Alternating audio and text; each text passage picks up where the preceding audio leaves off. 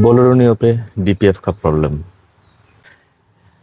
आते ही रहता है, या आपका कोई भी डीजल इंजन का गाड़ी हो उसमें डीपीएफ का प्रॉब्लम।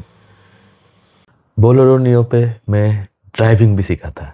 जी हाँ, ये मेरा पहला गाड़ी है और मैंने ड्राइविंग सीखा था इसी गाड़ी पे। 2022 में गाड़ी को परचेस किया था। उसके 2 महीने बाद ही मैंने ड्राइविंग सीखना स्टार्ट किया था। और ये इन्फॉर्मेशन क्यों शेयर किया, आप लोगों को आगे पता चलेगा।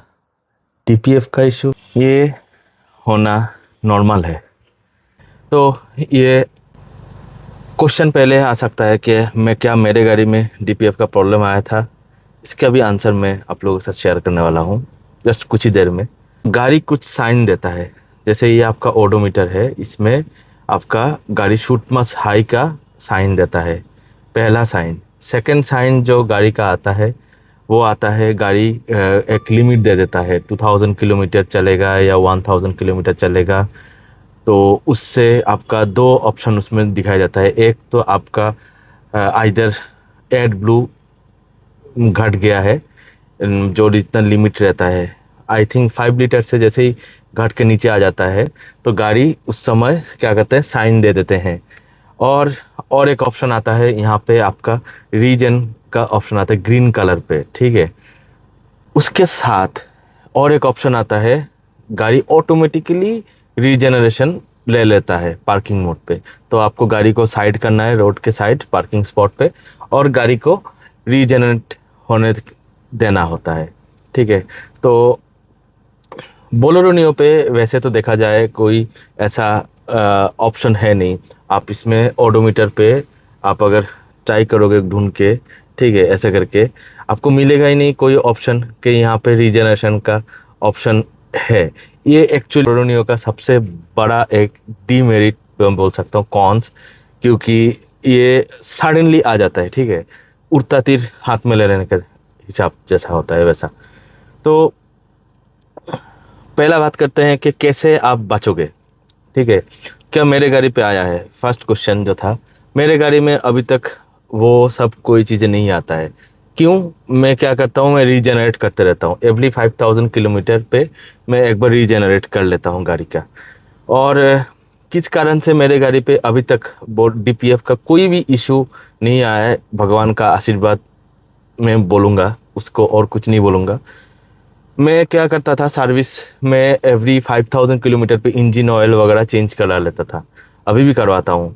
उस समय मैं engine oil, oil filter, AC filter और एयर फिल्टर ये सब चेंज कर लेता हूँ, तो ताकि गाड़ी को ज़्यादा प्रेशर ना मिले। डीपीएफ का प्रॉब्लम तब आता है ज़्यादातर जब आपका गाड़ी प्रेशर ले रहा है। मुझे कैसे समझ में आ जाता है कि गाड़ी पे डीपीएफ का कुछ प्रॉब्लम दिखाई देने वाला, ये ओडोमीटर पे शूट मास्क का सिंबल आ जाता है, ठीक है, जो धुआं निकलने वाला सिंबल होता है। साथ में आप लोग देख रहे हो शायद कौन सा सिंबल है। और गाड़ी जब ड्राइव करते हैं 60 के स्पीड पे, तो या 5th गियर पे ड्राइव करो, गाड़ी थोड़ा सा पावर लैग फील होता है, और ऊपर से थोड़ा लैग मतलब कि कम लेके बैक प्रेशर लेके चलना, ऐसा करके मतलब स्मूथनेस जो होता है ना वो घट जाता है, ठीक है। ऐसा लगता है कि गाड़ी खींच रहा है फिर प्रेशर दे रहा है, खींच रहा है प्रेशर दे रहा है। तो आप उस समय जैसे भी ड्राइव करो, मतलब गाड़ी उस समय माइलेज नहीं देगा, माइलेज घटता रहेगा, ठीक है। वैसे मेरा गाड़ी का अभी जो 18.5 है वो डीपीएफ का प्रॉब्लम तो कुछ है जिस कारण से भी हो रहा है, और बैटरी का भी कोई एक इशू है, वो अलग मुद्दा है, बैटरी का इशू। लेकिन डीपीएफ का जब इश्यूज इनिशियली आते रहता है तो गाड़ी ओवरहीट भी हो जाता है। अब गाड़ी अब जब स्टार्ट करके रखोगे 1 2 3 5 मिनट, देखना पीछे से बर्निंग स्मेल आपको मिलेगा, ऑयल बर्निंग का नहीं, मतलब कुछ जला हुआ स्मेल आपको मिलेगा, मतलब कार्बन का स्मेल आपको ज़्यादा मिलेगा। तो गाड़ी पे कार्बन भी जम चुका होगा, ठीक है। और जो दोनों एक साथ मिला के आपका गाड़ी का डीपीएफ क्या करता है कि जो गाड़ी का कार्बन है उसको कुछ हद तक रिड्यूस करने की कोशिश करता है BS6 लेवल 2 पे, BS6 सारे गाड़ी पे। और मैं जो ड्राइव करता हूँ, मैं मतलब उतना ज़्यादा प्रेशर भी यूज़ नहीं करता हूँ गाड़ी पे। तो गाड़ी पे एक चीज़ है यहाँ पे देखना, AFE में 0 15 30, आप इस पे अगर 15 से 30 का अगर रेशियो मेंटेन करके ड्राइव करोगे कहीं पे भी, तो आपका गाड़ी उतना ज़्यादा पावर लैग भी नहीं रहेगा और ज़्यादा ऑयल कंजम्पशन भी नहीं करेगा और ज़्यादा आपका गाड़ी मतलब कार्बन भी नहीं जमा करेगा, ठीक है। और वो एक तरीके से फ़ायदा देता है DPF का प्रॉब्लम लाने पे, ठीक है। तो मेरे गाड़ी पे अभी तक DPF का कोई इश्यूज़ नहीं आया है, थैंकफुली। मैं आप लोगों के साथ ये शेयर करना चाहता हूँ कि क्या करोगे कि आपको गाड़ी पे भी DPF का प्रॉब्लम ना आए, ठीक है। लेकिन रीजनरेट सडनली हो जाना, और क्या कहते हैं, रीजनरेट आप कैसे कैसे करके कर सकते हो।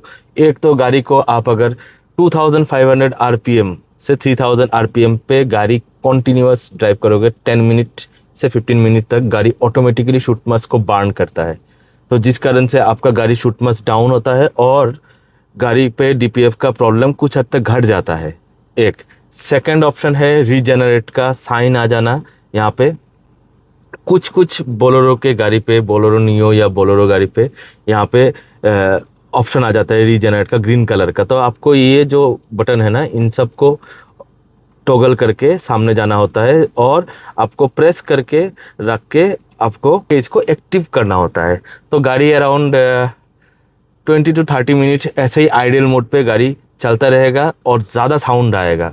तो जब भी कभी गाड़ी रास्ते पे ऐसा करके आप DPF का स्पार्किंग मोड पे DPF का रीजनरेट का प्रोसेस स्टार्ट करो, एक चीज़ ज़रूर कर लेना, बोनेट ओपन कर लेना, क्योंकि बहुत ज़्यादा गाड़ी हीट अप हो जाता है उस समय, मतलब रिस्क ना हो जाए कुछ, इस कारण से बोनेट हमेशा खुला रहना बहुत ज़रूरी है। साथ में विंडोज़ भी डाउन होना बहुत ज़रूरी है। AC गाड़ी पे बंद होना होगा, ठीक है, गाड़ी का AC बंद कर देना। उसके बाद गाड़ी का इलेक्ट्रिक का सारा चीज़, डैश कैम अगर कनेक्टेड है वो भी खोल देना, ठीक है। और मतलब गाड़ी को सिर्फ आइडियल मोड पे आपको DPF का रीजनरेट होने तक वेट करना होता है। मतलब मैं एक एक्सपेरिमेंट किया था कि रीजनरेट अगर करता रहूँगा और 5000 किलोमीटर के बीच में अगर मैं गाड़ी को पीरियोडिक हेल्थ चेक करके इंजन ऑयल वगैरह चेंज करता रहूँगा, क्या मेरे गाड़ी पे कुछ इश्यूज़ आते हैं। ये एक एक्सपेरिमेंट था और at the end of the day the experiment was successful. इस कारण से मैं सक्सेसफुल बोलूँगा क्योंकि 25,000 किलोमीटर पे मेरे गाड़ी पे अराउंड 12 से 15 लीटर का एडब्लू डाला गया था। बोलेरो पे 20 लीटर का टैंक है DPF का, एडब्लू का। उसके बाद मेरे गाड़ी पे जो नेक्स्ट एडब्लू गाड़ी पे डाला गया है वो था 40,000 किलोमीटर, ठीक है। उस 40,000 के ड्यूरेशन पे मेरे गाड़ी एवरी 5,000 किलोमीटर पे सर्विस सेंटर गया है, रीजनरेट हुआ है, ठीक है। शूट मास वैसे भी हाई से डाउन था, ठीक है। अभी उस कारण से मैं 40,000 किलोमीटर के बाद सीधा गाड़ी का सर्विस किया हूँ 55,000 किलोमीटर पे। उस समय पे भी मेरे गाड़ी पे एक बार सिर्फ शूट मास हाई का साइन आया था, लेकिन इसके बीच में भी मैं गाड़ी को 2 बार रीजनरेट किया हूँ, ठीक है। एक बार गाड़ी का AC का प्रॉब्लम हो गया था जिस कारण से जब गया था तब किया था। दूसरे बार भी मैं जब किया था वो गाड़ी का कुछ और एक इशू आ गया था, तब गया था, तब भी मैं करके आ गया था, ठीक है। तो 2 बार मेरा गाड़ी पे रीजनरेट हुआ है। अभी जैसे 55,000 किलोमीटर पे सर्विस में गया था तब मुझे 10 लीटर का मुझे फिर से डालना पड़ा। वाई? बिकॉज सर्विस, ठीक है। और उस समय मतलब ये जो ड्यूरेशन था 15,000 किलोमीटर सर्विस ना करना, इसमें एक्सपेरिमेंट मुझे थोड़ा सा नुकसान दिया है क्योंकि गाड़ी का माइलेज ड्रॉप हो गया था, ठीक है, और ज़्यादा कुछ नहीं हुआ था। तो इसलिए मैं आप लोगों के साथ ये शेयर करना चाहता हूँ कि गाड़ी को कैसे करके मेंटेन करने से आपका गाड़ी पे DPF का इश्यूज़ नहीं आएगा। ज़्यादा थ्रॉटल ना देना, ज़्यादा रेव ना करना, ठीक है, और ज़्यादा प्रेशर मत करना गाड़ी का, ठीक है। एक दूसरा चीज़ है, पीरियोडिक आपको रीजनरेट करते रहना है। रीजनरेशन एक्चुअली फ्री है। कोई भी गैरेज पे जहाँ पे वेल नोन गैरेज है उन लोगों के पास वो कनेक्टर डिवाइस रहता है जिससे वो रीजनरेट कर देंगे, ठीक है। एक सर्विस सेंटर वाले भी आपको कर देंगे, कोई कोई service centre free of cost करते हैं, कोई कोई सर्विस सेंटर कॉस्ट करते हैं।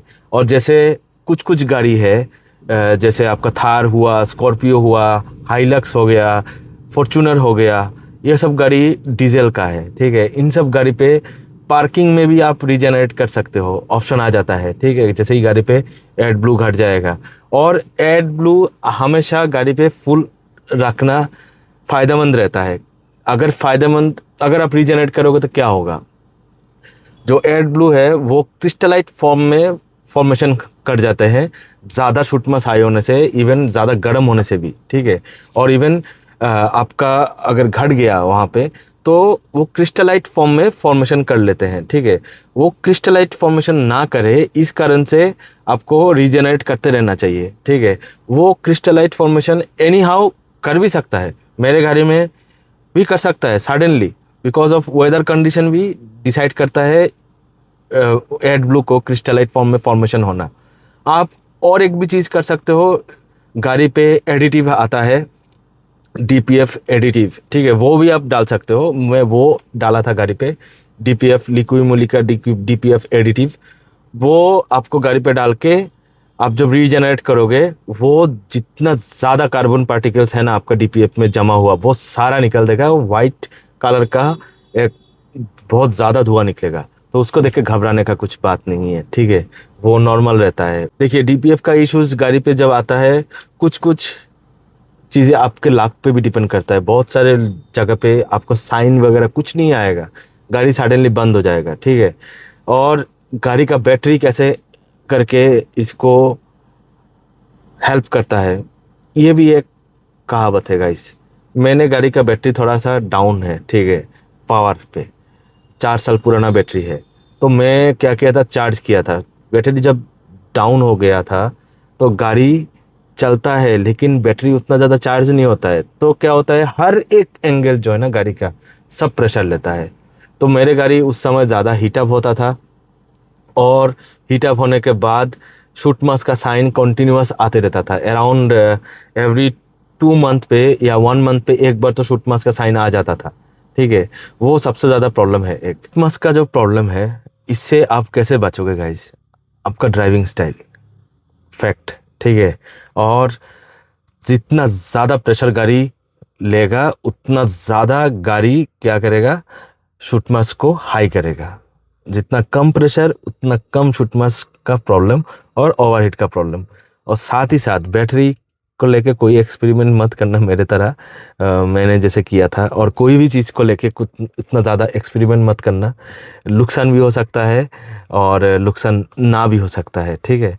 मैंने एक्सपेरिमेंट किया था क्योंकि मैं बहुत ज़्यादा देखता था कि लोगों के गाड़ी पे डीपीएफ का प्रॉब्लम आता है, तो मैं सोचा कि एक एक्सपेरिमेंट करते हैं, उसके बेसिस पे एक्चुअल डेटा आप लोगों के साथ शेयर करेंगे, ताकि आप लोगों को फेक कुछ चीज़ देखने को ना मिले, एक्चुअल इन्फॉर्मेशन आप लोगों को शेयर कर पाऊँ। ये है आपका डीजल टैंक, और इसके साथ में ही रहता है आपका एड ब्लू का टैंक, ठीक है। और ये एड ब्लू हमेशा ब्लू कलर का रहता है कैप, और जो ओडोमीटर पे सिंबल आता है वो ये सिंबल आता है। शूट मास अगर हाई हो गया तो ये वाला सिंबल आपका आएगा ओडोमीटर पे, ठीक है। और चेक करते रहना कि ये लूज है या गल टाइट है, ये इससे एयर नहीं जाना होता है। एयर अगर चला गया तो क्रिस्टलाइट फॉर्मेशन में फॉर्म ले लेगा। एक बार इसको भी खोल लेते हैं, गैस निकाल देते हैं। डीजल पे या पेट्रोल पे टैंक पे गैस जमते हैं, तो अभी ये जो लॉक है ये ट्रिपल लॉक है, जिस कारण से पहला तो ऐसे करके लगेगा, फिर ऐसे करके लग गया तो आपका इसमें एयर टाइट हो गया, पानी वगैरह अंदर नहीं जाएगा। इसका भी सेम ही है, ये ऐसे करके घुमाओगे तो खोल जाएगा। इसको भी एक बार ऐसे करके ख़त्म। गाड़ी का डीपीएफ का मेन पार्ट है ये वाला, ठीक है। ये है, यहाँ पे है टर्बो, ठीक है। और ये जो जगह है यहाँ पे आपका, ये दोनों जगह में से एक मैं भूल गया कहाँ पे, एक ऑक्सीजन सेंसर भी है, ठीक है। उसको भी आपको क्लीन कराते रहना है। शोरूम वाले बोलेगा कि ये क्लीन नहीं होता है, बट ये भी क्लीन होता है, ठीक है। कैसे होता है, मैंने एक वीडियो देखा था, हार्पिक, उसके बाद हाइड्रोजन पेरोक्साइड, ये सब जो लिक्विड है इन सब से भी क्लीन हो जाता है। कुछ केमिकल रहता है, इन सब से भी क्लीन हो जाता है। आपका थ्रोटल क्लीनर जो होता है उससे भी क्लीन हो जाता है, ठीक है। ब्रेक क्लीनर यूज़ मत करना, ठीक है। और अभी जैसे गाड़ी स्टार्ट दिया था, ये गर्म है काफ़ी ज़्यादा। गाड़ी का डीपीएफ, ठीक है। और जो डीपीएफ है वो सर्विस सेंटर वाले आपको बोलेंगे कि क्लीन करना मुश्किल है, क्लीन नहीं होता है।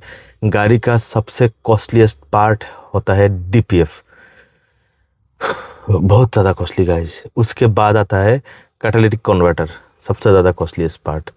और एयर जैसे ही इसके साथ मिक्स होता है, ये एड ब्लू क्या है एक्चुअली, एड ब्लू में ज़्यादा टेक्निकल में नहीं जाऊंगा, लेकिन कुछ कुछ चीज़ें आप लोगों के साथ शेयर कर रहा हूँ।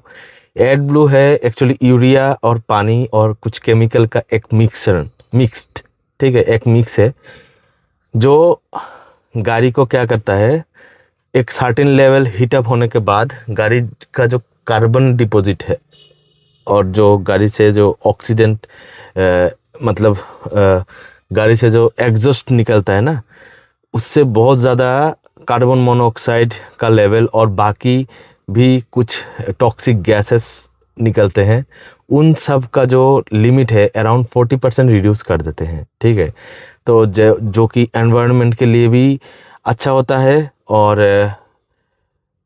फ़ायदेमंद भी रहता है गाड़ी के लिए भी। लेकिन इससे गाड़ी पे कुछ कुछ चीज़ एज ए ओनर आप लोगों को मेंटेन करना होता है। पहला चीज़, गाड़ी को सबसे ज़्यादा प्रॉब्लम कब होता है, बम्पर टू बम्पर ट्रैफिक में डीजल इंजन पे सबसे ज़्यादा डीपीएफ का शूटमस हाई होने का चांसेस बढ़ जाता है, ठीक है। और कुछ कुछ गाड़ियों पे इको मोड रहता है। ये क्या है, ये है इकोनॉमिकल मोड, जिससे पेट्रोल और डीजल का कंजम्पशन घट जाता है, ठीक है। ज़्यादा पेट्रोल डीजल नहीं लेता है। लेकिन उससे भी एक प्रॉब्लम ये होता है कि गाड़ी तब 75 का जो स्पीड लिमिट है उससे ऊपर क्रॉस नहीं होता है, और जितना स्पीड आपको चाहिए होता है उतना ज़्यादा स्पीड नहीं, गाड़ी थोड़ा स्लो चलता है, ठीक है। इको मोड पे सबसे ज़्यादा गाड़ी को अगर डीजल इंजन को अगर ड्राइव करोगे तब भी डीपीएफ में शूटमस हाई होता है। मैंने खुद टेस्ट किया इसको, 1 महीना मैं गाड़ी को इको मोड पे ड्राइव किया और मेरे गाड़ी पे 5 से 6 बार शूटमस का सिंबल आया था ओडोमीटर पे। तब मैंने समझ गया ये जस्ट एक चोसला है दिखाने का और कुछ नहीं, ठीक है।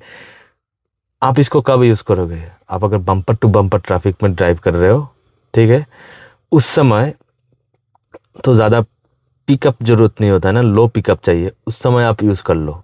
हैवी ट्रैफिक में ड्राइव कर रहे हो, ठीक है, ऐसा कोई सी जगह से ड्राइव करो जहाँ पे बहुत ज़्यादा भीड़ भाड़ भरे जगह है, उस समय आप इको मोड दे दो। लेकिन ट्राई करना इको मोड को कम ही यूज़ करें डीजल गाड़ी पे। और फिर भी आप लोगों से अगर दिमाग में क्वेश्चन आ रहा है कि मेरे गाड़ी पे डीपीएफ का कोई इशू आया है कि नहीं, मेरे गाड़ी में अभी तक डीपीएफ का कोई इशू नहीं आया है गाइस। मैंने गाड़ी को एवरी 5000 किलोमीटर पे गाड़ी को पीरियोडिक सर्विस किया था। उसके बाद उस समय जब भी मैं अगरतला जाता हूँ या कभी भी मेरे घर के पास जो सर्विस सेंटर है जब जाता हूँ, जब दिल करता है 3000-5000 किलोमीटर के बाद मैं रीजनरेट कर लेता हूँ।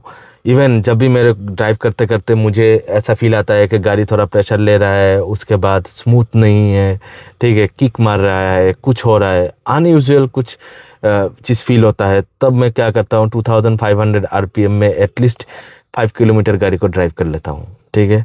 वो तो उस समय हल्का सा ऑयल कंजम्पशन ज़्यादा करता है, लेकिन गाड़ी अगले दिन से करेक्ट हो जाता है। अगले दिन से ही छोड़ो, जब गाड़ी को ऑफ करते हैं 15-20 मिनट ऑफ करके रख लेते हैं, फिर से जब स्टार्ट देते हैं, जब ड्राइव करना स्टार्ट करते हैं, गाड़ी ऑटोमेटिकली आपका माइलेज भी इंक्रीज कर देते हैं, ठीक।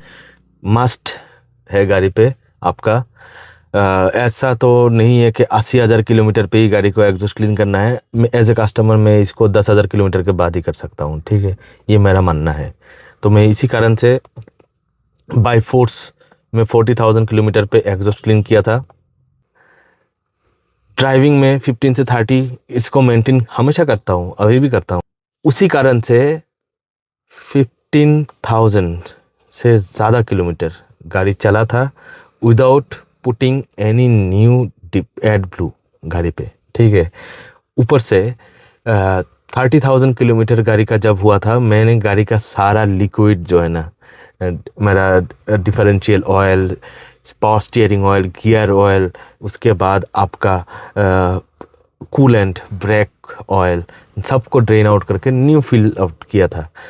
40,000 में जब गया था, गाड़ी का कार्बन क्लीन अप करवाया था, EGR क्लीन अप, ठीक है। अभी नेक्स्ट सर्विस में जब जाऊंगा, मैं गाड़ी का इंटरकूलर और रेडिएटर क्लीन करवाऊंगा, ठीक है, और बैटरी भी चेंज करवाऊंगा। तो ऐसे करके मैंने गाड़ी पे वो दो जो साइन आता है, ठीक है, एक तो साइन आपका DPF का शूट मास्क का हाई वाला साइन आपका ओडोमीटर पे वो आएगा, ठीक है। जैसे ही गाड़ी चलेगा, ठीक है, वो गाड़ी वो आता रहेगा, उसमें आपको टेंशन लेने का बात नहीं है। आपको गाड़ी तो उस समय क्या करना है, अगर ज़्यादा टेंशन हो रहा है तो 2500 RPM पे गाड़ी को कुछ देर ड्राइव करो, ठीक है, या नहीं तो हाईवे पे 70 से 80 के स्पीड पे गाड़ी को ड्राइव करो, अराउंड 15, 20, 30 मिनट कंटिन्यूअस ड्राइविंग। तो उस समय गाड़ी ऑटोमेटिकली शूट मास्क को रिड्यूस कर देगा, ठीक है। एक दूसरा हो गया ये। तीसरा, कुछ किलोमीटर का आपको एक ऑप्शन दे दे गाड़ी कि इतने किलोमीटर ड्राइव करना होगा।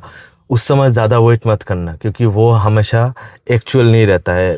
दिखाएगा 2000, लेकिन गाड़ी आपका अगर ओल्ड हो चुका है तो उस समय बहुत कम भी हो सकता है, इससे आपको रेंज ज़्यादा नहीं मिलेगा और गाड़ी बंद हो जाएगा, ठीक है।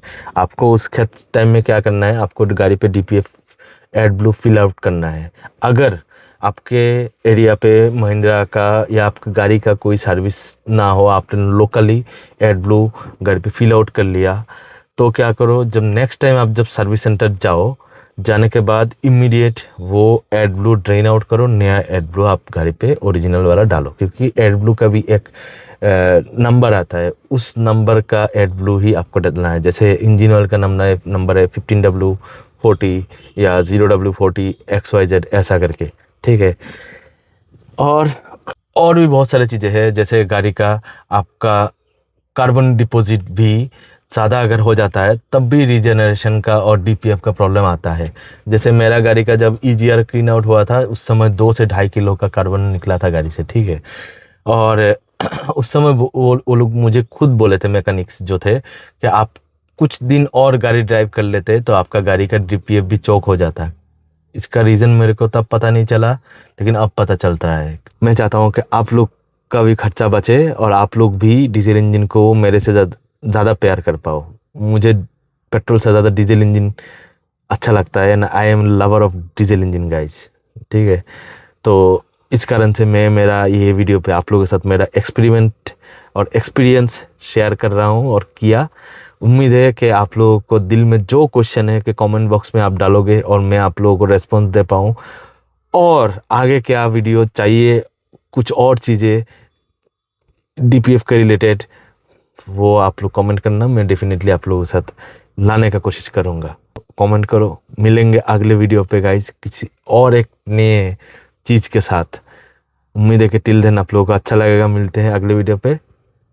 Bye bye guys.